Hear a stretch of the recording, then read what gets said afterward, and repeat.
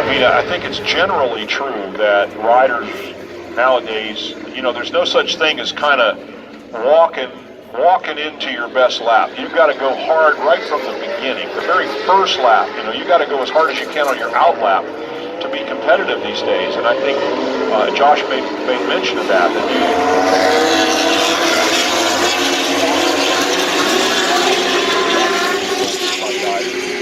He said he got back to the garage and he was actually out of breath a little bit. He was actually having to work really hard, you know, because he said it's like race pace from the very first lap of practice. Well, yeah, these guys don't waste any time. This is the reason that this is the World Superbike Championship. So for him, the best thing he can do is to jump in with these guys and throw his toe strap out, try to get a toe off of them and learn as quick as he can. And he's going to feel what the bike's doing. If it's getting out of shape, then that's good data to bring back to the team. Hey, you know, I'm having a problem here, a problem there. Try to address those problems so he can keep dropping time.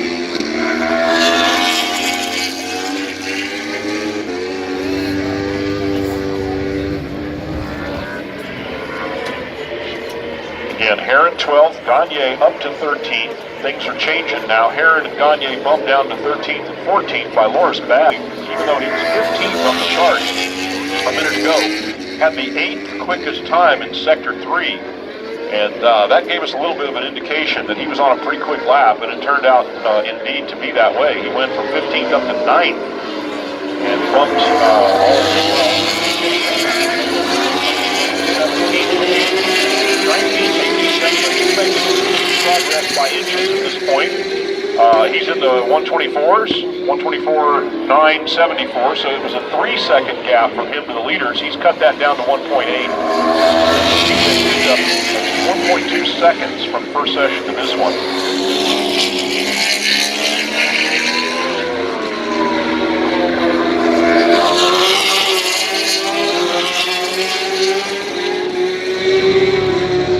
And Jake Gagne is down in turn 3, or went down and is now up and okay.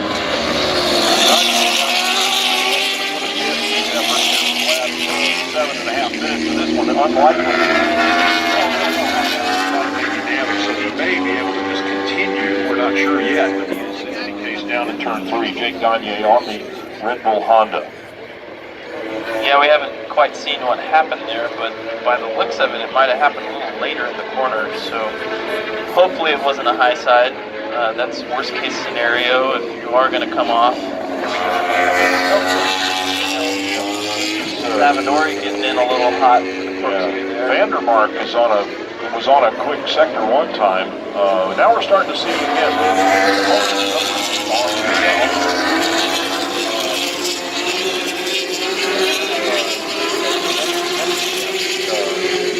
And the reason they showed the replay of Savadori was because he exceeded the track limits up there at the corkscrew. So that's one thing that has become kind of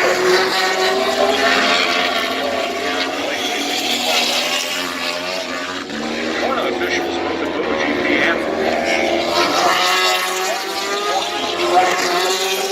they're trying to slow down the guys using the curbs and the aprons and everything else. I mean, you know, you guys, you know how it is.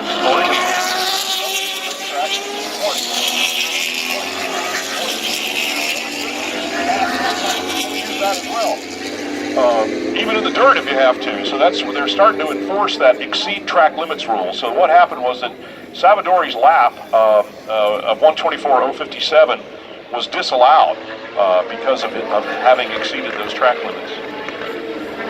You can't play out of bounds, is basically the gist of that. Well, the one thing I've noticed from traveling overseas and some stuff over in the British Championship was it's amazing how much track these guys actually use. I got to ride at Donington. It was British Superbike. You know, those guys are using all the same lines as the World Superbike guys do. They use every inch of racetrack out there, including all of the curbs. So, fortunate enough here at WeatherTech Raceway Laguna Seca, we have that top-notch paint on the curbing, and it's possible to use all those curbs and get that extra.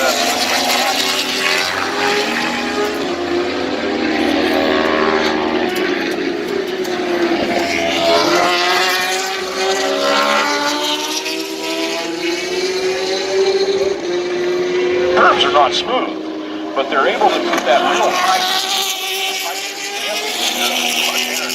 right there does. So that they can ride across skip across the tops of those little curvy bumps without upsetting the bike too badly. And so if they can open up a turn, if they can use a wider exit, you know, or use the inside apex a little bit over the curve, they do it. It's a shortcut. Shortcut, there you go. Thank you for that. A really bumpy shortcut. A really bumpy shortcut. Josh Herron trying to put in a good lap. He's got a couple of pretty good sectors going right now. Lost a little bit of time in sector 3. Well, at this point, he's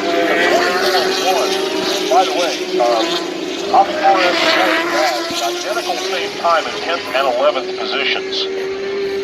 So Josh Herron should be across the line here shortly, and we'll see if he's able to improve on a 124 session. So Perez going even quicker. He's bumped up to 8th now. Yeah, 8th up for Javi Flores.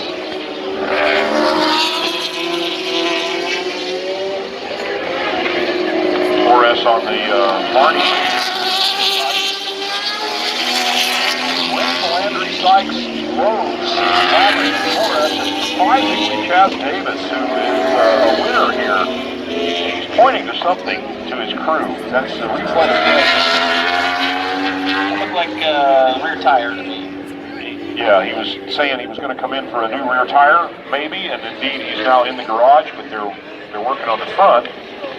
And they're working on the back too, as best I can tell. Yeah, it looked like they were just throwing the tire warmers back on. And Herron is on another decent lap.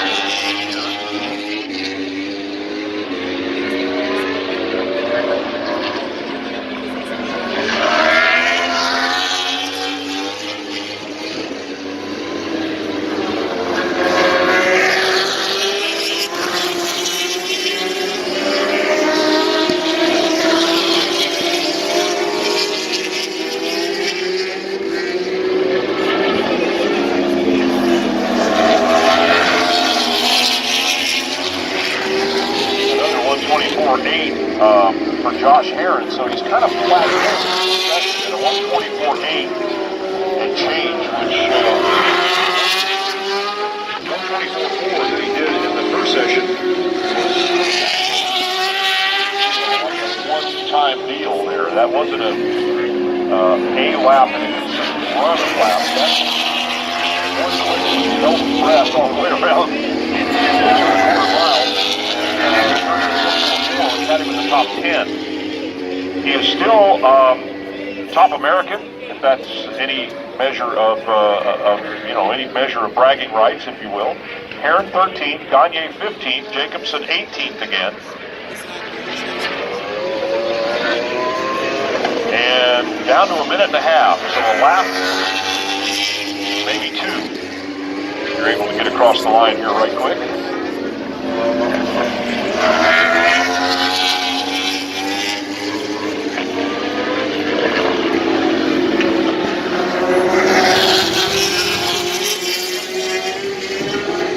There's a little interesting sidebar. We got the fastest second time. Ray has the fastest second. Tom Sykes having the fastest second time. Number 3 there. So Kawasaki dominating second time. Sorry, I couldn't spit that one.